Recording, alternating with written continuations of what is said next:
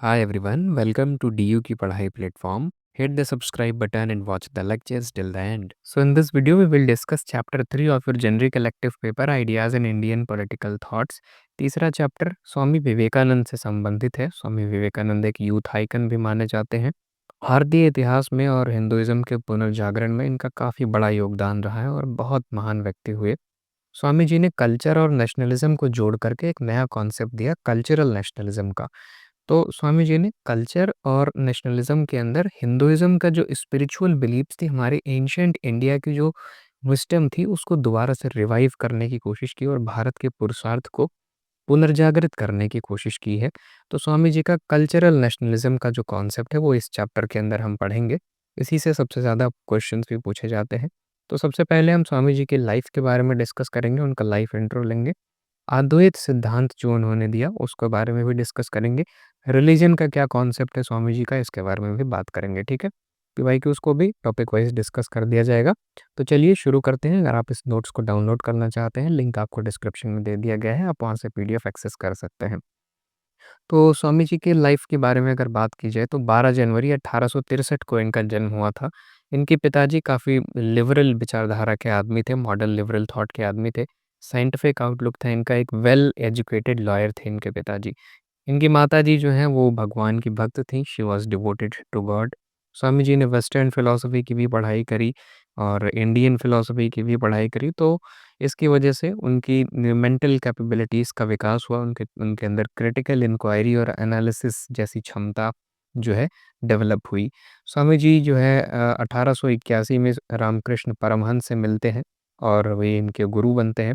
So he accepted Swami Ramakrishna Paramhansa as his friend, philosopher and guide और इन्हीं के सानिध्य में रह कर के स्वामी जी ने विवेकानंद ने सारी शिक्षा जो है प्राप्त की। रामकृष्ण परमहंस की 1886 में मृत्यु हो जाती है और उसके बाद विवेकानंद ने सारी सांसारिक चीज़ों को त्याग करके भारत के भ्रमण पर निकल पड़ते हैं। सो कई सालों तक वो जो है भारत को एक्सटेंसिवली ट्रैवल करते हैं। यहाँ की जो प्रॉब्लम्स थी वो करीब से जानने की कोशिश करते हैं। So during these tours he encountered the cry of humanity because of misery, grinding poverty, social evils and religious practicals. So धर्म के नाम पे जो पाखंड होता था, जो समाज में कुरीतियाँ थीं, उन सबको जाना उन्होंने करीब से और उसकी वजह से फिर उन्होंने ही decided to uplift the poor masses from their degraded positions and in all spheres and also to reclaim and restore India's lost glory. तो सबको जो है उनका दोबारा से उत्थान किया जाए और भारत की जो खोया हुआ पुरुषार्थ है और भारत की जो खोई हुई जो ज्ञान की परंपरा थी उसको दोबारा से पुनर्जीवित किया जाए। स्वामी जी जो है ऐसा एम लेकर के चलते हैं। उन्होंने अमेरिका और वेस्टर्न यूरोप का भी टूर किया 1893 में। वहाँ पे वर्ल्ड रिलीजियस पार्लियामेंट ऑर्गेनाइज़ की गई थी। वहाँ पे जाकर के उन्होंने अपना ऐतिहासिक भाषण दिया और हिंदुइज़्म को रिप्रेज़ेंट किया। सिस्टर्स एंड ब्रदर्स और ऑफ अमेरिका बोलते हुए उन्होंने शुरुआत की। यानी sisters and brothers of America उन्होंने भारत की तरफ से एक भाईचारे की भावना को वहाँ पे प्रस्तुत किया। तो वहाँ पे जितने भी थिंकर्स थे उन सबको लगा कि भैया भारत से कोई ऐसी महान विचारक आया है, ऐसी विचारधारा का आदमी आया है, जो सबको अपना भाई-बहन कह कर के संबोधित कर रहा है। तो that's why people started clapping और 2 से 3 मिनट तक तालियों की गड़गड़ाहट के साथ उनका स्वागत किया गया। बाकी सारे जो लीडर्स थे वहाँ पे वो अपने खुद के रिलीजन्स और गॉड की सुपीरियॉरिटी के बारे में बात कर रहे थे। लेकिन स्वामी जी ने वहाँ पे यूनिवर्सल रिलीजन और यूनिवर्सल गॉड की बात करी। तो इसके बारे में हम आगे आने वाले कुछ टॉपिक्स में भी जानेंगे। So he advocated consensus among all religions. American newspaper held him as the most important man in the conference. Swami ji ने न्यूयॉर्क में वेदांत सोसाइटी की स्थापना की 1894 में। तो ये उनका कुछ थोड़ा-सा लाइफ इंट्रो है। लगभग 39 साल तक वो जीवित रहे और उसमें उन्होंने भारतीय राजनीतिक चिंतन में अपना बहुत योगदान दिया है। अब आते हैं स्वामी जी का अद्वैत सिद्धांत क्या था उसके बारे में बात करेंगे। तो ये वेदांत का ही सिद्धांत है, स्वामी जी ने इसको दोबारा से प्रमोट करने की कोशिश की। अद्वैत का मतलब होता है कि दो नहीं है, अद्वैत। जब आप द्वैत बोलते हैं यानी द्वैत का मतलब यानी दो हैं। क्या दो हैं? Man and god. तो आपको पता ही होगा कि हमारे यहाँ ये परंपरा रही है कि हमें बताया जाता है कि हर व्यक्ति के अंदर आत्मा है और जिसने आत्मा को जान लिया वही भगवान हो गया। तो हमें ये बात का विज्ञान पता था, ह्यूमन बीइंग को हमारी एंशिएंट ट्रेडिशन में ये पता था कि हर व्यक्ति के अंदर आत्मा होती है और वही भगवान है। इसी को स्वामी जी ने अद्वैत सिद्धांत कहा है। तो अद्वैत सिद्धांत का मतलब है there is unity in the universe and there is no difference between man and god. तो भगवान और इंसान में कोई अंतर नहीं है, बस हर व्यक्ति को अपने अंदर की जो आत्मा है उसी को जानना है और उसे भगवान की प्राप्ति हो जाएगी। So every living thing is an incarnation of God and every man that is to say atma is not different from Brahman that is God. तो गॉड यानी ब्रह्म जिसको बोलते हैं और आत्मा, ये दोनों अलग-अलग नहीं हैं। आत्मा जो है वो ब्रह्म का ही रूप है, यानी सुपर कॉन्शियसनेस का ही पार्ट है। तो हर व्यक्ति के अंदर जो आत्मा है उसको वो जानना है और वो अपने अंदर के भगवान को प्राप्त कर लेगा और अंत में जाकर के परमात्मा में विलीन हो जाएगा। यही अद्वैत का सिद्धांत है। So he stated the ideal of a universal religion. Each soul is potentially divine. हर जो आत्मा है, हर सोल जो है वो भगवान होने की क्षमता रखती है। So this is the whole of religion और यही सारे सभी धर्मों का सार है। तो इसी को बोलते हैं अद्वैत सिद्धांत। So there is no difference between man and god. और जब तक व्यक्ति अज्ञान में जी रहा है, जब तक उसके पास विज़डम नहीं है, उसने आत्मा को नहीं जाना, तब तक he is different from man, he is different and unknown from God. और जिस पल उसने आत्मा को जान लिया, उस वक़्त जो है वो ब्रह्म को भी जान जाता है, यानी परमात्मा को भी जान जाता है। अब स्वामी जी ने जो रिलीजियस रिचुअल्स हैं और बुक्स, टेम्पल्स, ये सारे जो आइडल वर्शिप है, इन सबको सेकेंडरी माना है। उनके लिए पहली बात ये थी कि हर व्यक्ति को स्वयं को जानना चाहिए, अपने को एक्सप्लोर करना चाहिए, अपने भीतर झाँक के देखना है। So he accepted the fact that caste system has weakened the Indian society. और कास्ट सिस्टम के भी वो खिलाफ थे और उनका मानना ये था कि हिंदू रिलीजन के अंदर ये हिंदुइज़्म की गलती नहीं है, क्योंकि हमारे धर्म की जो सर्वोच्च टेक्स्ट्स हैं, यानी वेदांत, भगवद गीता और उपनिषद, इसमें जो है कास्ट सिस्टम को अपोज़ किया गया है और कास्ट सिस्टम को क्रिटिसाइज़ करते हुए लिखा गया है कि ये सारी गलत बातें हैं। हर व्यक्ति के अंदर एक ही आत्मा है, हम सभी भगवान का ही अंश हैं, तो किसी के लिए भेदभाव करने की ज़रूरत नहीं है।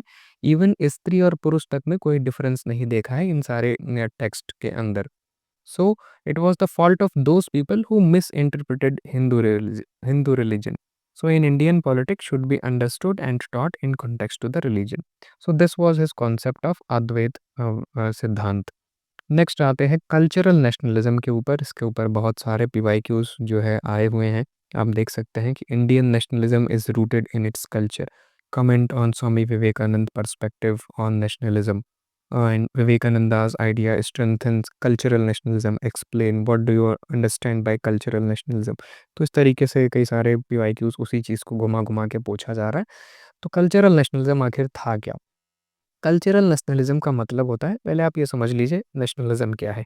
नेशनलिज्म जो है बस एक फीलिंग होती है आपके अंदर एक प्रेम की भावना होती है अपनी मातृभूमि के लिए। आपको जब कभी भारत माता की जय का नारा लगाना होता है तो आपके अंदर एक रगों में खून दौड़ जाता है, देशभक्ति और प्रेम दौड़ जाता है। तो कहीं भी आपने सुना भारत माता की तो आपके मुँह से तुरंत निकलता है जय, है ना? तो ये जो प्रेम है आपको मातृभूमि के लिए, यही नेशनलिज्म की भावना है। अब कहीं अगर किसी चाइना ने या पाकिस्तान ने, हमारे देश के दुश्मनों ने आँख उठा के भारत की तरफ देखा, कहीं आतंकवादी हमला हो गया या कुछ भी ऐसी चीज़ें हो गई, तो तुरंत आपका खून खौलने लगता है। क्यों? क्योंकि आपके अंदर जो है भारत के लिए प्रेम है। जितने लोग हैं सबके अंदर एक यूनिटी है। This is what is called nationalism. अब स्वामी जी ने इसी को और मजबूत करने के लिए, इसी भावना को और जो है डीपर लेवल पे कनेक्ट करने के लिए कल्चरल नेशनलिज्म का कॉन्सेप्ट दिया है। कल्चरल नेशनलिज्म का मतलब ये है कि नेशनलिज्म के साथ कल्चर को भी जोड़ा जाए। So it is a type of nationalism that focuses on a shared culture as the basis of a nation. यानी हम राष्ट्र इसलिए हैं, हमारे देश के लोग एकता में विश्वास इसलिए रखते हैं क्योंकि हमारा कल्चर सेम है। हमारे पूर्वज किसी टाइम पे एक हुआ करते थे, उनसे जो हमें ज्ञान मिला है वो ज्ञान जो है टाइमलेस विजडम है। So it emphasizes on the common heritage, language, traditions, history, art, religion and values that bind a group of people together। तो हमें जो वैल्यूज़ हमारे पूर्वजों ने सिखाई, हमारे कल्चर और परंपराओं से जो हमें मिला है, हमारी लैंग्वेज और हमारे रिलीजन और हमारी जो सभ्यता रही है, हम सब एक ही सभ्यता से बिलॉन्ग करते हैं। और हिंदुइज़्म जो है हमारा मुख्य स्रोत है, हम सबसे पहले वहीं से आए हैं। तो कल्चर को हमसे जोड़ने की ज़रूरत है, तो जब हम अपने पास्ट में प्राइड फ़ील करते हैं, तो नेशनलिज़्म की भावना और मजबूत हो जाती है। This is what cultural nationalism is. So अब ये वेस्टर्न कॉन्सेप्ट से अलग है। वेस्ट में जो है वो पॉलिटिकल नेशनलिज्म होता है। वहाँ पे जो नेशनलिज्म की कॉन्सेप्ट हुआ करती थी एंशिएंट टाइम्स में, तो वो टेरिटोरियल बेस्ड थी। लोग एक दूसरे की टेरिटरी कब्जा कर लेते थे जा करके, लेकिन भारत में ये चीज़ नहीं देखी गई है। सो पॉलिटिकल नेशनलिज्म का मतलब ये है कि वहाँ पे लोग इसलिए जो है यूनिटी फील करते हैं क्योंकि उनकी कंट्री सेम है या उनके लॉज सेम है या उनकी सरकार सेम है, और टेरिटोरियल लेवल पे वो नेशनलिज़्म और यूनिटी फ़ील करने की कोशिश करते हैं। लेकिन कल्चरल नेशनलिज़्म जो है यहाँ पे हम एक इसलिए हैं क्योंकि हमारा वे ऑफ लाइफ़ सेम है ना? हम शुरू से ही एक ही परंपरा के व्यक्ति रहे हैं।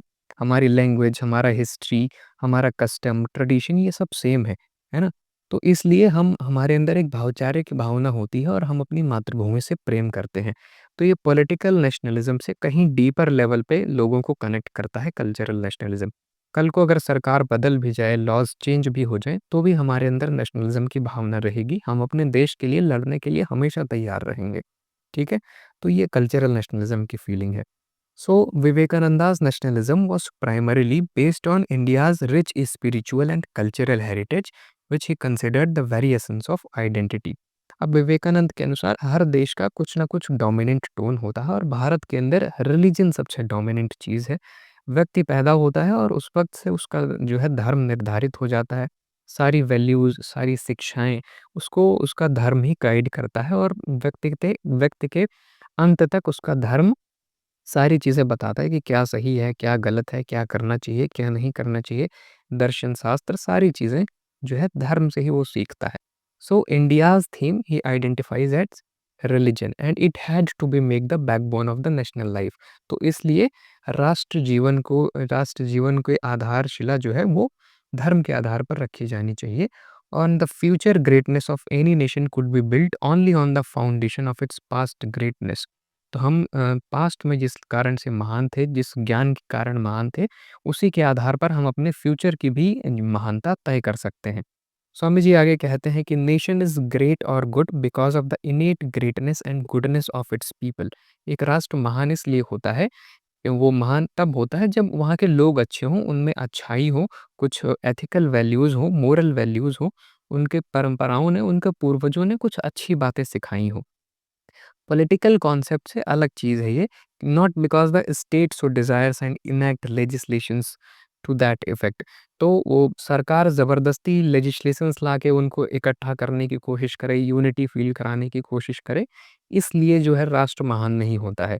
वहाँ पे जो लोगों ने ट्रेडिशंस में उनको सिखाया है, जो अच्छी चीज़ें उन्हें मिली हैं अपनी परंपराओं से, इसलिए एक राष्ट्र जो है हमेशा के लिए महान बनता है, and therefore spiritual or religious doctrine of nationalism is विवेकानंदा's important contribution to political thoughts।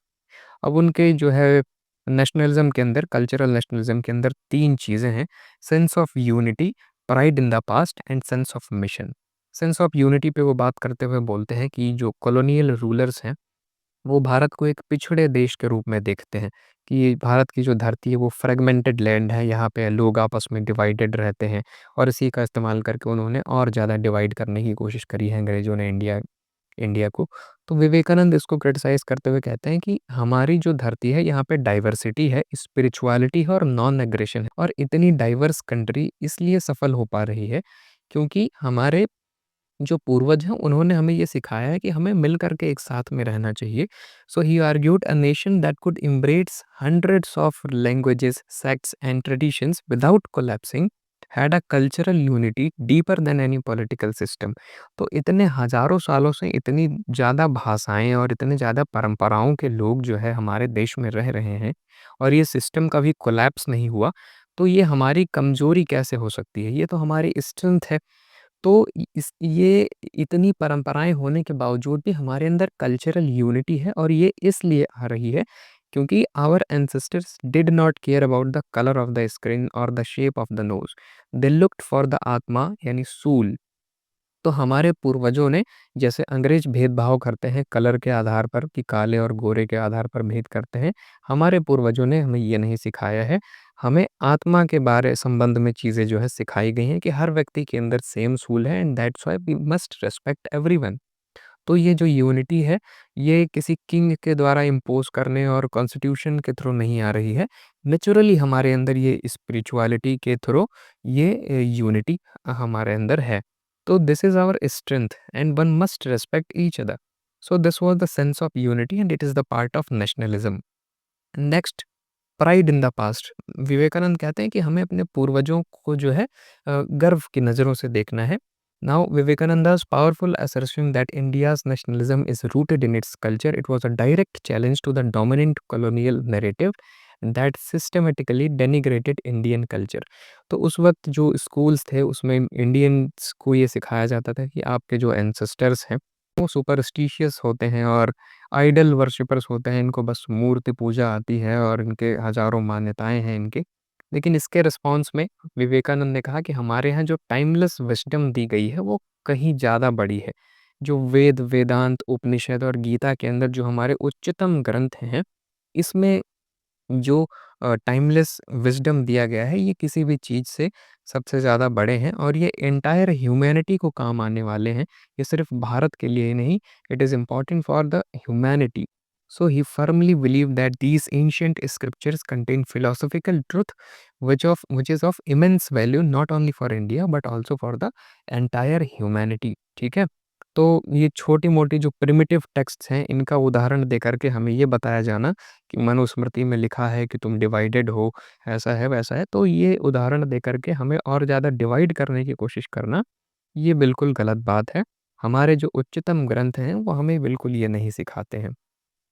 तीसरी जो पार्ट है नेशनलिज्म का इनके अंदर, वो सेंस ऑफ मिशन की बात करते हैं, यानी भारत का एक मिशन होना चाहिए। जैसे हर इंडिविजुअल का एक मिशन होता है, वैसे भारत का भी एक लक्ष्य होना चाहिए। वो ये है कि भारत दुनिया भर को पीसफुल लिविंग के बारे में सिखाएगा। जो हमें स्पिरिचुअल विज़डम मिली है, अब जैसे जो वेस्ट है, जो अमेरिका या यूरोपियन कंट्रीज़ हैं, वहाँ पे मटीरियलिज़्म बहुत ज़्यादा है। वो भौतिकता यानी उपभोग बहुत ज़्यादा करते हैं और प्रकृति के ऊपर कब्ज़ा करने की पूरी तरह से उनकी कोशिश रहती है। तो वो कहते थे कि the West has solved the problem of how to live comfortably, but India must teach humanity how to live peacefully. तो शांति से कैसे रहना है, ये उन्होंने अभी भी नहीं सीखा है। तो ये हम भारत के लोग पीसफुल लिविंग को प्रमोट करेंगे और स्पिरिचुअलिटी को प्रमोट करेंगे। And he envisioned India as a world teacher यानी जगत गुरु guiding everyone towards inner freedom and humanity. So he lift the people through education, abolish caste and empower women. ये उनकी अप्रोच थी। और एक एक सबसे इम्पॉर्टेंट बात जो वो कहा करते थे कि India is a giant sleeping power when she awakes. और जब भारत के लोग जागेंगे, अभी तो सो रहे हैं, जब जागेंगे तो जो जो विश्व है ये कांपेगा। तो India is a giant sleeping power when she wax the world will tremble. अभी भी लोग भारत के जागे नहीं हैं, क्या ही बताएं। खैर, कॉन्सेप्ट ऑफ रिलीजन पे आते हैं। रिलीजन जो है वो it is a necessity of life. हर व्यक्ति के अंदर रिलीजन का सबसे इम्पोर्टेंट रोल है। सब कुछ जो बेसिक वैल्यूज़ हैं वो अपने रिलीजन से सीखता है। जीवन कैसे जीना है, way of life, there is a important role of religion. तो religion is not in books and temples, it is actual perception. Swami ji के अकॉर्डिंग जो रिचुअल्स हैं, ये सारी चीज़ें बहुत छोटी चीज़ें होती हैं। Only the person who has actually perceive god and soul has religion. तो जिसने भगवान को और आत्मा को जाना है, वही व्यक्ति असली में धार्मिक है उनके अनुसार। अब वो कहते हैं कि हर रिलीजन के अंदर 3 चीज़ें होती हैं। एक तो रिचुअल्स, दूसरा मिथोलॉजी और तीसरा फिलॉसफी।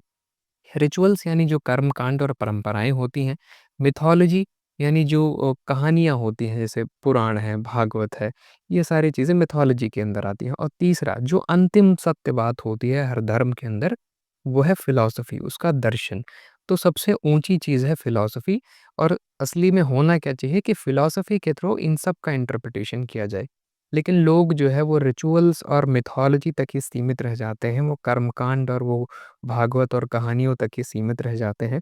दर्शन शास्त्र तक वो नहीं पहुँचते। हर व्यक्ति का जो हर धर्म का जो उच्चतम दर्शन है कि हर व्यक्ति के अंदर आत्मा होती है और उसको अपने अंदर के स्वयं को जानना है और भगवान को जानना है। यहाँ तक व्यक्ति पहुँचता ही नहीं है। तो स्वामी जी कहते हैं कि the last two may differ from one religion to another.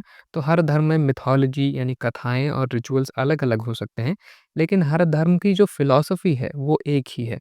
क्योंकि हर धर्म के अंदर यही सिखाया जा रहा है कि भगवान एक है, ईश्वर एक है, आपके अंदर भगवान है, उसको खोजने की कोशिश करो। So in this sense all religions aimed at spiritual integration of mankind. Now universal form of Hinduism की वो बात करते हैं कि हिंदुइज्म में सबका स्वागत है और हमारे यहाँ भेदभाव नहीं किया जाता धर्म के आधार पर। So according to Vivekananda, Hinduism is universal symbol of moral humanism and spiritual idealism. कि वो शिकागो गए थे ऑल रिलीजन्स कॉन्फ्रेंस के अंदर, तो वहाँ भी उन्होंने ये बात बोली थी कि I am proud that I am a follower of a religion that has given the message of tolerance and global acceptance to the world. यानी मुझे ऐसे धर्म से आते हुए गर्व की अनुभूति होती है जिस धर्म ने हमें टॉलरेंस और ग्लोबल एक्सेप्टेंस की मैसेज दिया है, ये भावना हमें सिखाई है। हमारे यहाँ हर धर्म के लोग आपको मिल जाएँगे और हमारे पूर्वजों ने ये सिखाया है कि जैसे नदियाँ जाकर के अंत में समंदर में मिल जाती हैं, उसी तरीके से हर धर्म का गोल यही होता है कि वो अंत में परमात्मा में जाके मिल जाए। So Hinduism is tolerant because according to it different religions lead to the same goal. यानी हमारे यहाँ ये माना जाता है कि भैया किसी भी धर्म का व्यक्ति हो, अंत में जो रिलीजन्स है उन सबका गोल यही है कि उन सबको परमात्मा की प्राप्ति करनी है। तो हर व्यक्ति के अंदर वही आत्मा है, सब वो उसी को प्राप्त करेंगे। तो किसी के अंदर कोई डिफरेंस नहीं है। That is why Hinduism is tolerant. तो Hinduism is based on such moral and spiritual values and this is the life blood of our national life. और ये हमें हमारे हिस्टोरिकल हेरिटेज और पास्ट से सीखने को मिली है। हमारी स्पिरिचुअलिटी हमारे खून में दौड़ती है। इसीलिए हिंदुइज़्म जो है वो इतना ज़्यादा टॉलरेंट है और यहाँ पे हर धर्म के लोग चाहे वो यहूदी हों या पारसी हों या क्रिश्चियंस हो, कभी भी जहाँ भी उन्होंने प्रताड़ना सही है वो अंत में आकर के उन्होंने भारत में ही शरण ली है और पीसफुली जो है भारत ने उनको स्वीकार किया है। और अब यहाँ पे वो वर्ल्ड रिलीजन की भी बात करते हैं। ऑल रिलीजियंस कॉन्फ्रेंस में जब वो गए थे, तो उन्होंने बार-बार इस आइडिया को एम्फसाइज़ किया कि किसी को भी कन्वर्ट हो जाने की ज़रूरत नहीं है। Christians cannot convert into Hindu, उनको हिंदू बन जाने की ज़रूरत नहीं है, ना ही उन्हें मुस्लिम या बुद्धिस्ट में कन्वर्ट हो जाने की ज़रूरत है, ना ही किसी हिंदू को मुसलमान या ईसाई हो जाने की ज़रूरत है। बल्कि चाहिए क्या कि everyone should imbibe the spirit of another religion. हमें हर दूसरे का सम्मान करना है। कुछ उनसे अच्छा लगे तो आप उनसे सीख सकते हैं, लेकिन आपको उनको उनके प्रति हिंसा नहीं रखनी है।